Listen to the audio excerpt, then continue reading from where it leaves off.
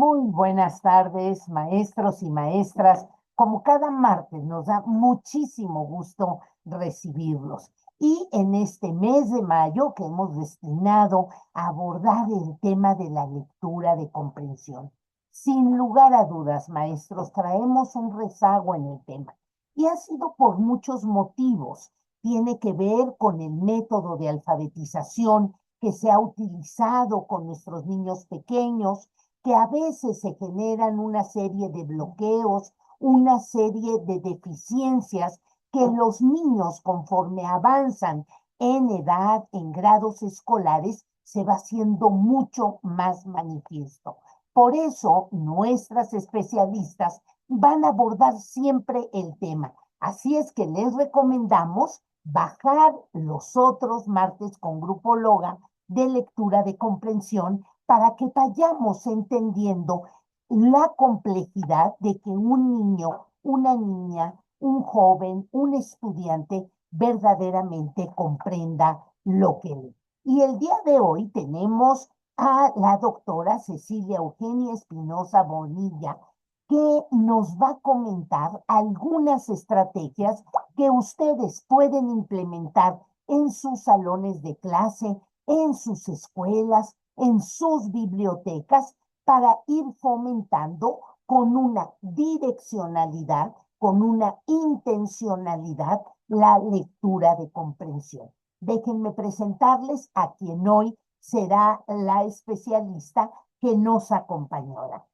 La doctora Cecilia Eugenia Espinosa Bonilla realizó sus estudios de licenciatura en estudios latinoamericanos en la Universidad Nacional Autónoma de México, con especialidad en planeación y formulación de políticas educativas.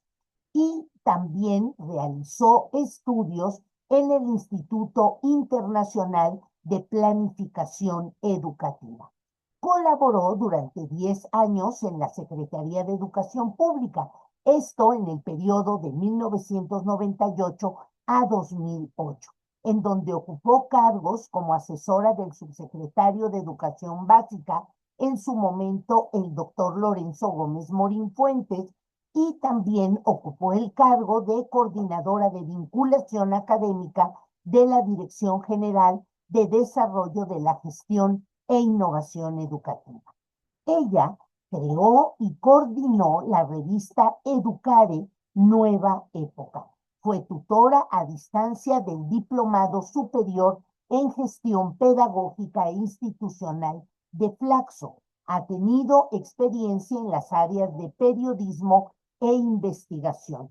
De 2008 a la fecha, forma parte del equipo del Grupo SM, esta casa editorial tan preocupada por el fomento a la lectura, por producir textos muy bien logrados para la infancia y la adolescencia, y está a cargo de publicaciones y servicios para profesores y soluciones educativas digitales en esta misma empresa.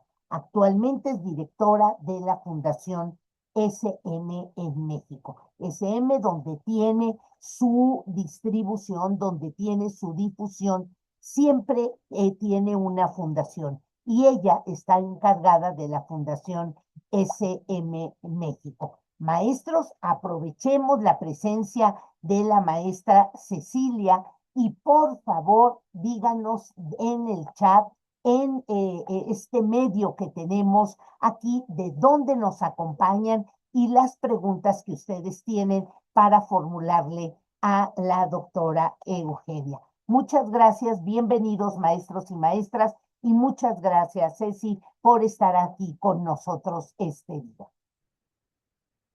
Muchísimas gracias, doctora Patricia. Encantada de estar esta tarde-noche con ustedes. Gracias por esta invitación. A mí siempre me complace mucho que me inviten a estos espacios en donde vamos a estar conversando sobre la lectura, sobre estrategias que funcionan. Franidi, ya te vi. Un abrazo grandísimo. Qué bueno que estás por acá. Así que bueno, vamos a tener un momentito para conversar, compartir algunas experiencias y nuevamente gracias por esta invitación. Como ya comentaba la doctora Patti, desde la Fundación SM hemos impulsado ya desde hace muchos, muchos años, desde que estamos presentes en los países en los que estamos, hemos trabajado muy, muy fuertemente en el tema de la promoción de la lectura y de la escritura. Y lo hemos hecho desde distintos proyectos, desde distintas metodologías y también tratando de trabajar con los distintos actores de lo que llamamos la cadena del libro. Entonces, trabajamos mucho, por ejemplo, con los escritores, trabajamos mucho con los editores, con los ilustradores, trabajamos muchísimo con los mediadores de lectura, con los promotores de lectura, con los bibliotecarios, con los maestros, porque nos interesa mucho asegurar que en todo ese proceso de la cadena del libro, pues todo se lleve de la mejor manera posible, que se produzcan libros de calidad y ahí SM como grupo editorial tenemos un compromiso con la calidad de la literatura. Y para quienes no lo saben, y aquí voy a hacer un paréntesis para que sepan desde dónde les estoy hablando. Grupo SM es un grupo editorial. Ustedes seguramente conocen algunos de los libros que desde SM se hacen. Es un grupo que ya tiene más de 85 años en el mundo de la educación. Que nace en España y que poco a poco se va extendiendo y que surge de unos religiosos, los religiosos marianistas que crean el sello SM, que eran maestros de profesión y que ellos a partir de su propia vocación, de compartir sus notas de clase, van haciendo sus propias guías, de ahí salen libros que finalmente conforman una editorial y de esa editorial pues surge esta expansión que nos hace presentes en varios países de Iberoamérica. Los religiosos marianistas deciden crear una fundación como la única dueña y propietaria de este grupo. Entonces, Fundación SM, gracias a lo que el grupo logra mover y producir, es que la fundación, esos recursos vienen a dar a la fundación para hacer proyectos educativos y culturales. Y uno de nuestros pilares es, como les decía, la lectura, la promoción lectora y trabajar con todos estos actores que hacen posible que tengamos libros en las librerías, en las bibliotecas y que los maestros cuenten con las herramientas que necesitan para ese trabajo maravilloso que es promover la lectura, pues se haga posible. Entonces, desde ahí es desde donde les hablo y un poco lo que les quiero compartir el día de hoy viene de recoger pues algunas cosas que nos han funcionado. Pero antes de meternos ya al tema de las estrategias, sí quisiera pues plantear, comenzar poniendo como un poco de contexto sobre la importancia de la lectura, los retos que tenemos el día de hoy y cuál es a qué me voy a referir cuando hablo de lo que es leer y de lo que es la lectura de comprensión. Creo que todos estamos absolutamente conscientes de que este siglo XXI pues nos ha impuesto retos bien complejos que nos exigen a nuestros ciudadanos, a las personas, desarrollar nuevas habilidades pues que nos permitan movernos con asertividad en este mundo que está complicado, en un mundo que cambia todo el tiempo, en donde tenemos pues cuestiones críticas de muchos, muchos problemas, ¿no? Al final no me voy a meter en ese tema, pero es un mundo que cambia constantemente y en el cual hay un exceso de información. Aquí, pues nosotros como adultos, como maestros y la responsabilidad que tenemos de formar a nuestros niños, a nuestras niñas, estas nuevas generaciones, tenemos mucha claridad de que tenemos que desarrollar en ellos un montón de habilidades para poder enfrentar esto. La capacidad de filtrar textos, de cuestionar los textos desde un pensamiento crítico, cómo deben posicionarse ante esto, cómo pueden elegir la información que es de utilidad y la que no, cómo tener una mirada crítica. Todo esto se hace indispensable en el mundo que tenemos hoy. Desafortunadamente, bueno, nuestras pruebas nacionales e internacionales nos revelan que las niñas y los niños y los jóvenes en México, en Latinoamérica y también en muchos otros países del mundo, no están adquiriendo esas competencias que son necesarias para enfrentar de una manera más eficaz estos retos que nos depara el presente y más todavía, por supuesto, que el futuro. Cuando vemos los resultados de PISA, pues nos damos cuenta que pues ahí tenemos unos retos tremendos, ¿no? 42% de nuestros estudiantes en México están por debajo del nivel 2 de lectura y solo 1,3% de nuestros estudiantes alcanzan el nivel de excelencia. Aquí, por supuesto que tenemos un reto muy fuerte. Y luego, bueno, tenemos que enfrentar cosas como todavía seguimos hablando de la pandemia, porque la pandemia nos vino a mostrar muchas debilidades de nuestro sistema educativo.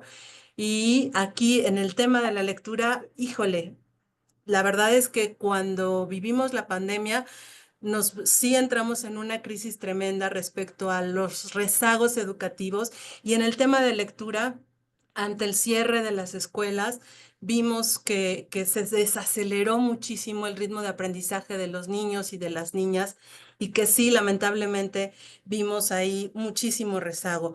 Muchos pequeños, por ejemplo, que estaban en primero de primaria, que cuando regresamos a las aulas se tienen que incorporar a tercer grado de primaria después de estos 2 años de encierro y de las escuelas cerradas, pues nos dimos cuenta que tenían que enfrentar la lectura de textos para los cuales no estaban preparados.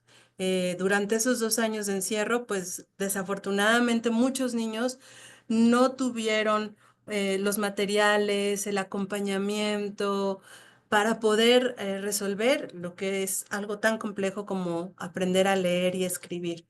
Entonces, bueno, pues ahí es una de las cosas que seguimos todavía enfrentando y que tenemos que resolver. Eh, y sobre todo partimos de reconocer lo importante que es que las niñas, los niños y los jóvenes dominen la lectura, dominen la escritura, porque son estas dos las competencias habilitantes que al final les van a abrir las puertas para que puedan enfrentar todos los retos que este mundo depara, ¿no? Eh, También una de las cosas y de las premisas, sabemos que la construcción de lectores no es un acto de magia. La verdad es que para hacer lectores y lectores que comprendan y que aprendan a leer el mundo, y ahorita me voy a ir metiendo un poquito más a esto, se requiere un esfuerzo enorme, un esfuerzo persistente, un esfuerzo prolongado de parte de muchos actores, de maestros, maestras, educadores, bibliotecarios, funcionarios, directores de instituciones. O sea, aquí ese acto de leer se hace posible gracias a la colaboración de muchos. Con la situación así como se las planteo, ahora quiero empezar. Quiero hablar un poquito de lo que es la alfabetización.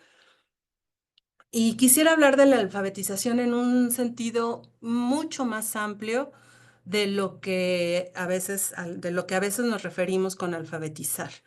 Eh, María Emilia Ferreiro, esta gran especialista en temas de lectura, ella nos decía que la alfabetización no es un lujo, la alfabetización es una obligación y es un derecho.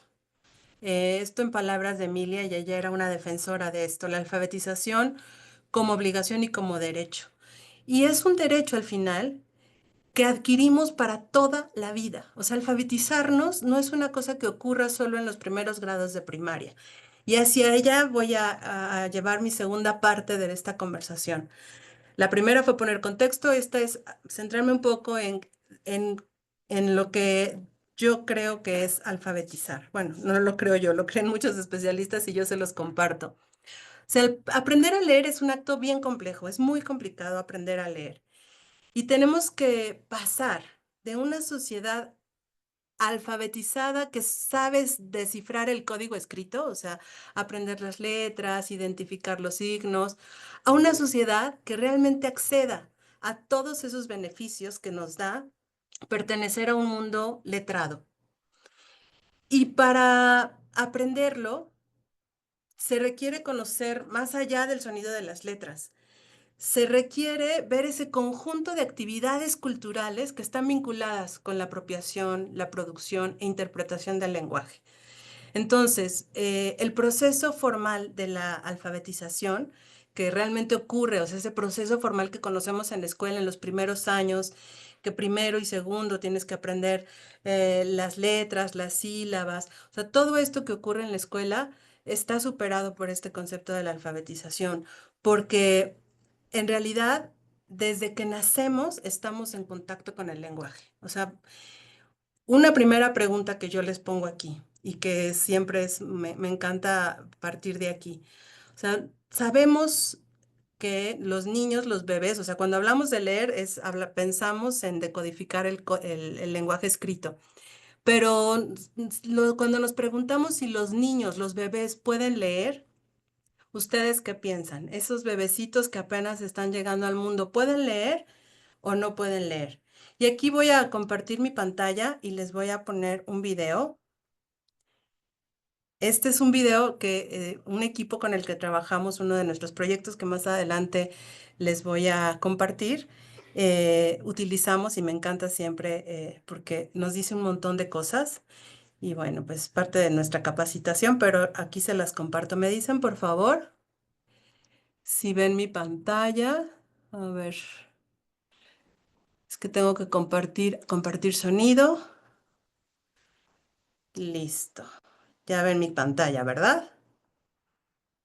Franidi, ¿sí la ven? Sí, listo. Aquí va el video. Es cortitito. Ay, no puedo. 哎，我去把这些带过来。哎，好，带色图，去带。哎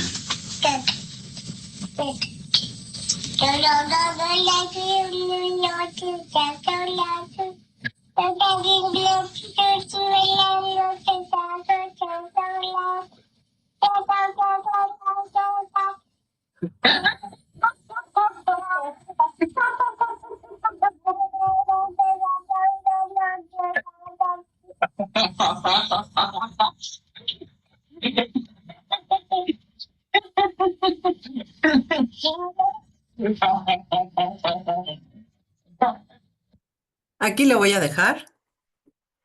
¿Qué piensan? Esa bebé le está leyendo, ¿qué está haciendo? ¿Qué nos puede decir este video? Y si me pueden poner, por favor, en el chat, ¿qué es lo que están pensando? ¿Qué les dice el video? ¿Esa bebé está leyendo, no está leyendo? Y si pensamos que está leyendo, ¿por qué lo pensamos? O si quieren abrir su micrófono y decirlo.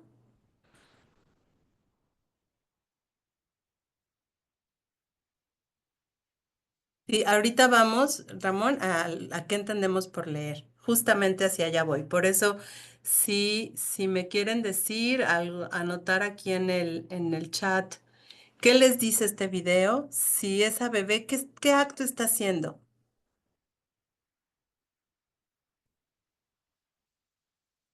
El bebé ya tiene un contexto de padres lectores previamente. Muy bien, gracias, Enrique. Franidi. Sí, yo veo que como que está tratando de leer eh, o imitando la parte de, pues, de la lectura. Y cuando preguntó sobre si los bebés pueden leer, yo pensé también en la forma en que cuando venimos al mundo, como que a lo mejor hay algo que cuando son bebés les hace sentir miedo y también esa es otra forma de quizá leer el mundo o el lugar en el que pues te rodea, el lugar que te rodea. Pero en este caso, como era el Gracias. niño, ajá, podría ser así, imitándolos. Exacto. Gracias, Franidi. Por acá nos dice Mari Carmen Campillo. Un abrazo, Mari Carmen. Está leyendo de una forma simbólica. Muchísimas gracias. Ya había dicho que el bebé ya tiene un contexto de padres lectores, por supuesto. Pues sí, efectivamente, eh, este bebé tiene ya una representación de lo que significa tener un texto en las manos y hace los gestos, la entonación, toma con sus manitas la hoja y pareciera que está leyendo. Y aquí decía el maestro Enrique, y que empecemos por qué es leer, y justo hacia allá voy, maestro. Nos puede producir siempre desconcierto pensar que un bebé pueda leer un libro. Siempre como que los papás estamos como muy presentes a esas necesidades de motricidad de nuestros hijos. Y es realmente muy novedoso pensar que un bebé puede estar interesado en las palabras, que tiene la capacidad de leer metáforas, que puede entrar en esas múltiples capas de significado que tiene. Todo esto es algo que la doctora María Emilia López ha estudiado muchísimo, esta argentina que ha trabajado mucho en la lectura en la primera infancia y que yo sigo muchísimo y que tiene textos maravillosos sobre justo la lectura en la primera infancia. Y bueno, pues ella lo que dice es que sí, o sea, los bebés leen las metáforas y cómo pueden hacerlo si apenas están comprendiendo el mundo de la vida cotidiana, ¿no? O sea, al final, cuando los bebés nacen, no conocen pues nada del lenguaje, no conocen los signos representacionales que los rodean, o sea, todos esos signos no son ajenos a él, pero los bebés están haciendo al final un gran esfuerzo por comprender el mundo, por construir un significado, por entender, o sea, qué es lo que está haciendo es la mamá, o sea, qué significa ese movimiento de la mamá, ese gesto de la mamá, ese abrazo, de comprender qué pasa con su cuerpo, ¿no? Cuando algo les duele, cuando tienen hambre, cuando tienen sueño, todos esos son profundos ejercicios de lectura que hacen los niños. A los 2 años de vida, los niños al final logran ya interesarse en la lengua y al final empiezan a tener esos significados compartidos. Pero cuando esos ejercicios de hacerse un sentido del mundo, que ya eso ya es lectura, pues los acompañamos de libros, de literatura, de la palabra oral, de poesía, de canciones, de rimas, pues el mundo de la infancia crece notablemente. Entonces, aquí parece que estamos hablando de la lectura mucho más allá de lo que decía hace un rato, que es pues decodificar la parte escrita. Desafortunadamente, en nuestra realidad, no todos los niños tienen esa capacidad de tener lecturas, libros, literatura cerca, pero, y por eso es tan importante la escuela, porque muchos de nuestros niños tienen acceso a estos libros hasta que llegan a la escuela, ¿no? Pero bueno, vuelvo a la lectura desde este sentido amplio. En realidad, hablo de que todo el tiempo estamos leyendo, desde que somos bebecitos hasta el final de nuestros días. O sea, me refiero al final, a ese acto de leer y comprender el mundo. Eso que la bebé hacía, pues no estaba leyendo realmente, pero ella ya interpretaba, o sea, sabía qué hacer con esa hoja. Y nosotros al final lo vamos a seguir haciendo, aunque creamos que ya conocemos todos los textos, todo el tiempo vamos a estar aprendiendo cosas nuevas. Eh, por ejemplo, una de las cosas que me pasó recientemente, o sea, mis hijos tienen un interés, uno de mis hijos tiene un interés por los manga. Y de pronto, pues yo que sí, digo, no, pues conozco y yo estoy alfabetizada y conozco muchos tipos de textos, pero pues los mangas para mí fueron en algún momento algo absolutamente novedoso, ¿no? Eso que a los jóvenes les encanta y tuve que aprender ya hasta hace poco a leer un manga que se lee de una manera distinta, o sea, nosotros leemos de izquierda a derecha y los mangas se leen de derecha a izquierda. Entonces, bueno, todo ese tipo de cosas estamos aprendiendo todo el tiempo. Entonces, cuando hablamos de lectura de comprensión, y aquí quiero nuevamente traer a Emilia Ferreiro. Emilia Ferreiro decía que la lectura de comprensión era un proceso dinámico e interactivo de construcción de significado a partir de combinar ese conocimiento que tiene el lector con la información del texto, contextualizada con la situación de lectura. O sea que aquí voy a estar trayendo a Emilia Ferreiro porque es para todos un referente siempre. Leer y comprender significa entender lo que estamos trayendo y mezclarlo con lo que somos, con todo nuestro y con todo nuestro contexto. O sea, significado, ponerle un significado a lo que estamos interpretando. Aquí les voy a contar una anécdota, ¿no? Una vez, en una ocasión, hicimos una sesión de lectura con un grupo de migrantes. Era un libro muy hermoso y el texto, lo que quería, hablaba sobre una situación no era un libro que tenía escenas de violencia, no tenía, era un libro verdaderamente hermoso, era un libro álbum, pero de pronto a uno de los migrantes le detonó una escena, porque como libro álbum tenía muchas imágenes, una escena en donde dos personajes se abrazan, le detonó como una crisis y se puso a llorar. Esto puede pasarnos a cualquiera, ¿no? O sea, al final los libros son como ese espejo que siempre nos están diciendo cosas. Y bueno, pues ahí pudimos entender que ese migrante, ya de ahí él nos contó una historia de lo que había pasado, pues le detonó esa situación, esa imagen cuando la vio. Y eso nos ha pasado en muchísimos momentos, el ver cómo un libro tiene tantas lecturas como lectores. E incluso un mismo libro que uno lee tiene distintas lecturas como cuantas veces lees ese mismo libro, porque no va a ser nunca lo mismo. Yo leí, uno de mis libros favoritos fue el libro de Momo, que lo leí, de Michael Ende, que lo leí siendo muy jovencita, lo leí la primera vez y me fascinó. Y ya lo volví a leer ahora de adulta que le acerqué el libro a mis hijos. Y bueno, fue una lectura absolutamente diferente. O sea, encontré un montón de cosas y de otros significados, porque yo soy ya otra persona, ¿no? Yo ya crecí, maduré y todo aquello que en su momento me generó muchísima confrontación, ya no lo vi, encontré otras cosas. Entonces, bueno, ese significado que le damos a lo que leemos, que tiene que ver con lo que somos y el momento y el contexto en el que estamos, es al final lo que construye todo el acto de la lectura.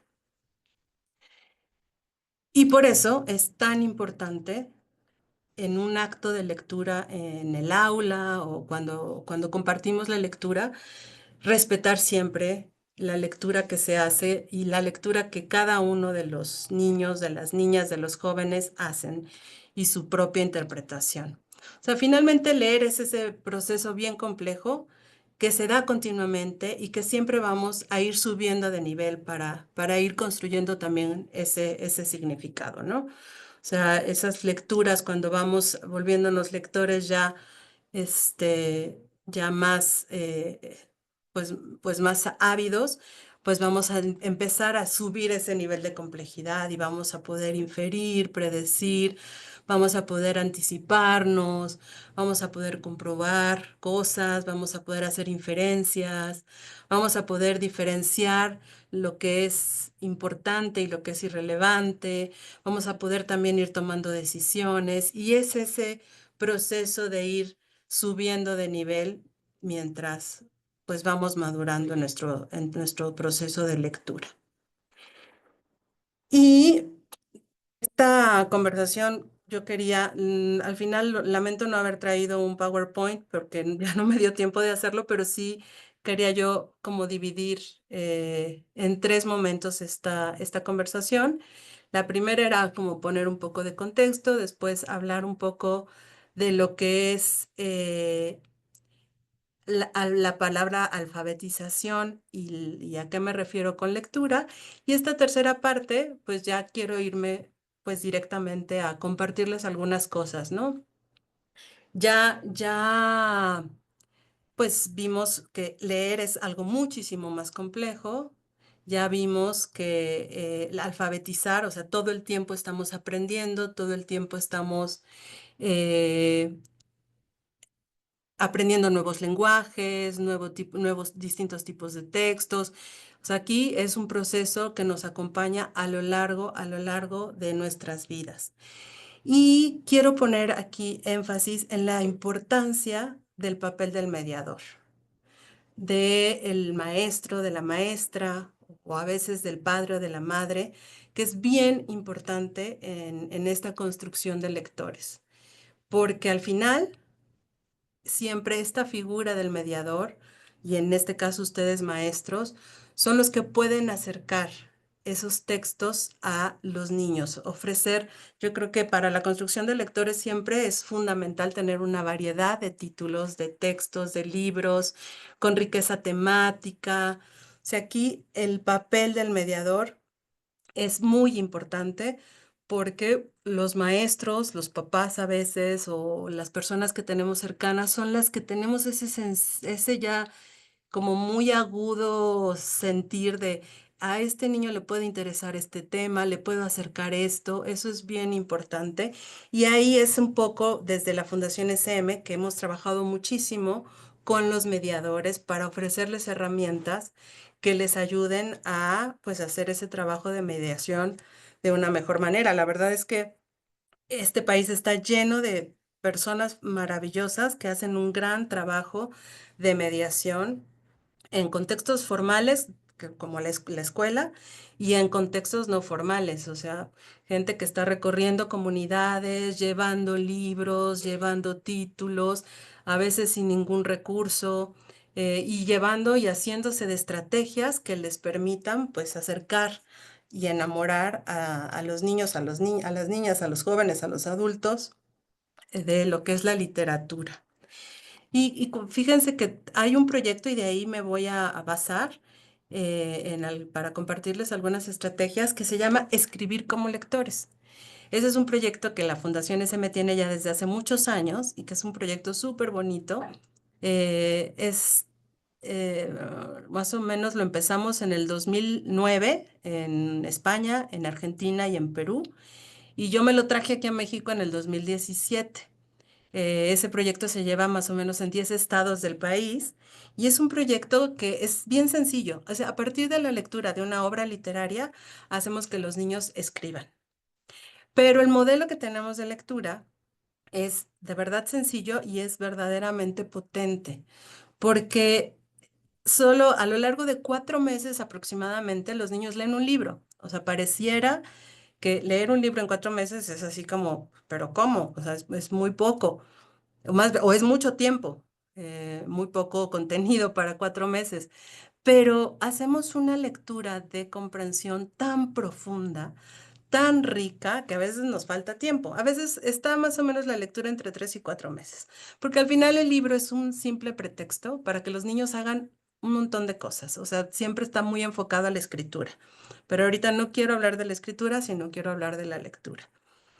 ¿Y cuál es el éxito de este proyecto?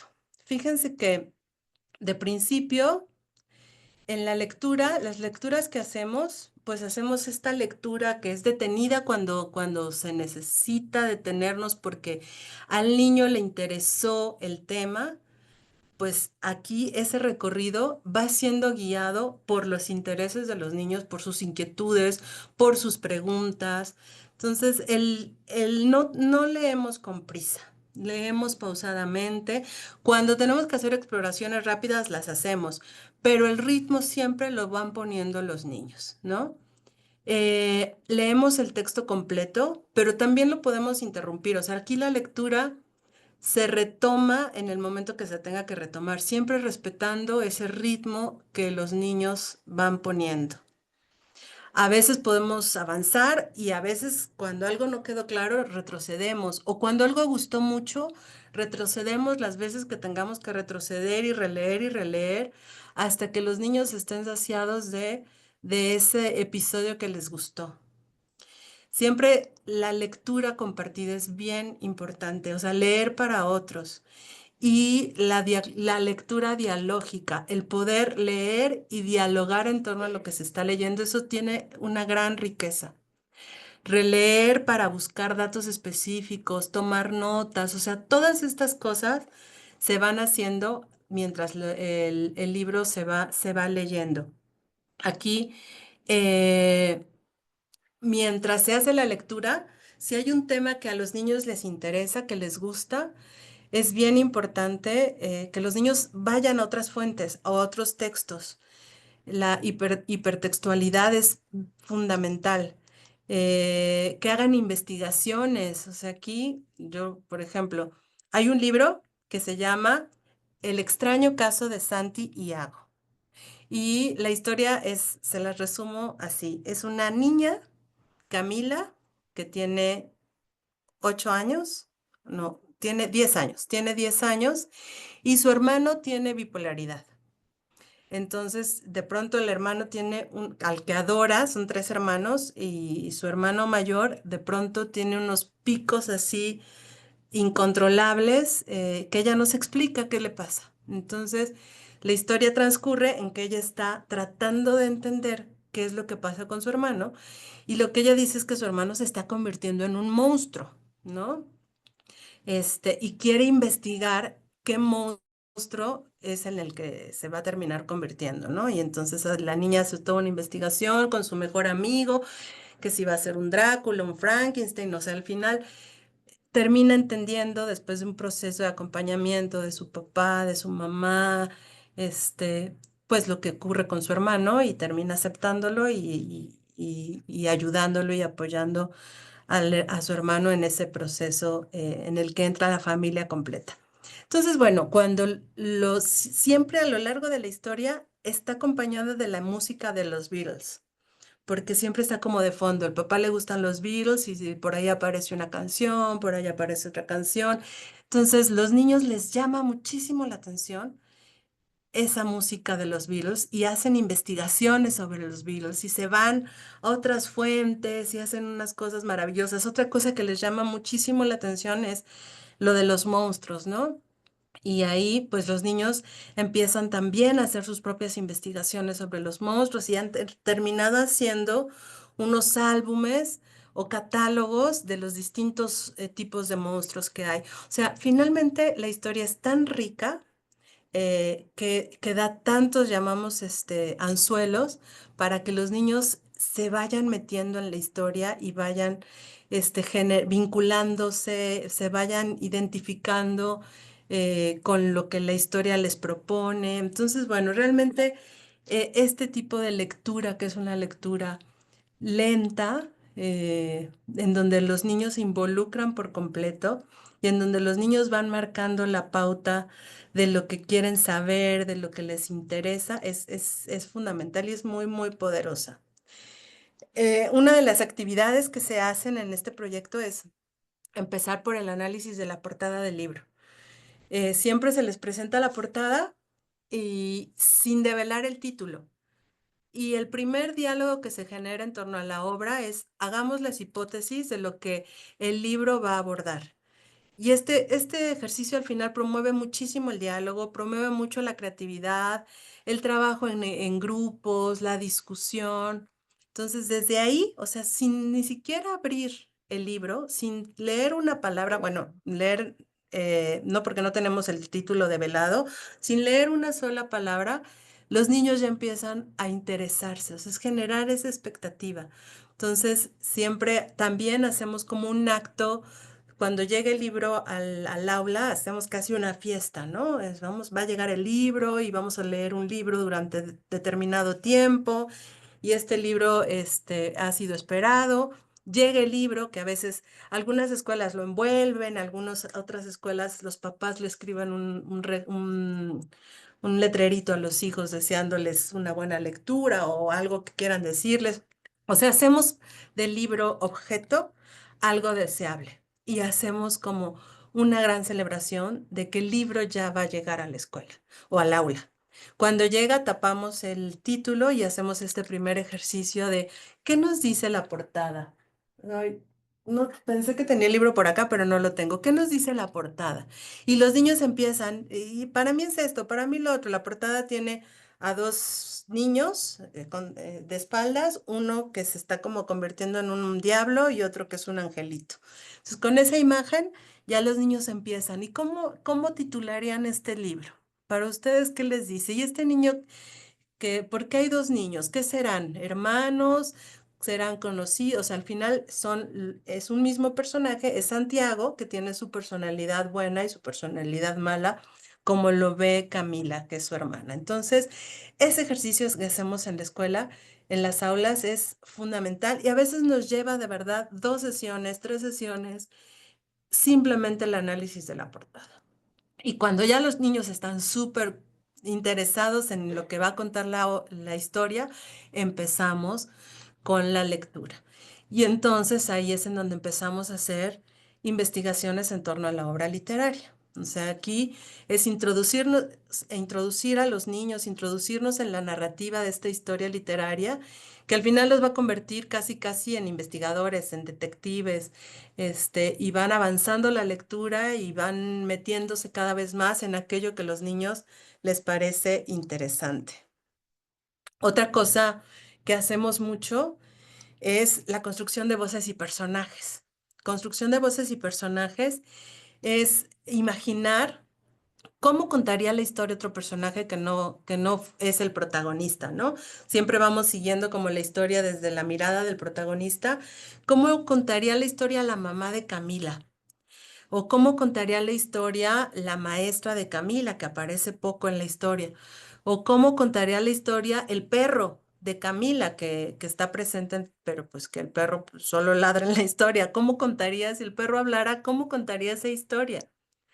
¿Qué otros personajes podremos incluir en la historia? O sea, aquí, ¿quién nos hace falta? ¿Quién te imaginarías? ¿Cómo serían? ¿Qué dirían?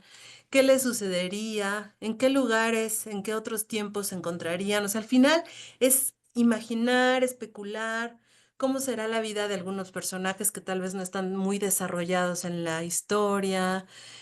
Imaginemos qué es lo que piensan, qué es lo que sienten. O sea, al final es llevarlos a otros universos, a otros mundos que están mucho más allá de lo que la historia nos está proponiendo. Y eso al final también es hacer que los niños vayan apropiándose de la historia y la lleven de verdad mucho más allá de lo propuesto por el libro. Y los niños se apropian de una manera espectacular con estas estrategias. Enriquecer el argumento es otra de las actividades que hacemos. O sea, ¿cómo podríamos enriquecer el argumento de la historia que la autora nos está narrando? O sea, que nos propone. Y bueno, pues ahí también podemos hacer, pues, pensar a otros lugares, abrirnos a otros personajes. Lo que les decía, de poder ir a otros textos. Al final, como en todo texto, la narrativa literaria se pone siempre en relación con otros textos y poder saltar de una obra a otra, esta obra a qué otra se parece. O sea, al final hacer esas conexiones que a los niños los interese para que vayan a otras fuentes. Y, y bueno, pues de alguna manera estas son algunas de las cosas que hacemos, algunas de las estrategias que hacemos en el proyecto de Escribir como Lectores. Al final, siempre es muy bonito porque este proyecto tiene su foco en la escritura. O sea, todo esto que les estoy contando es con el objetivo de que los niños escriban, porque desde lo que hacemos en la fundación siempre trabajamos lectura y escritura como estas 2 patas fundamentales. Y aquí los niños terminan haciendo unos catálogos y unas cosas enormes de todo lo que escriben y al final se encuentran con el autor.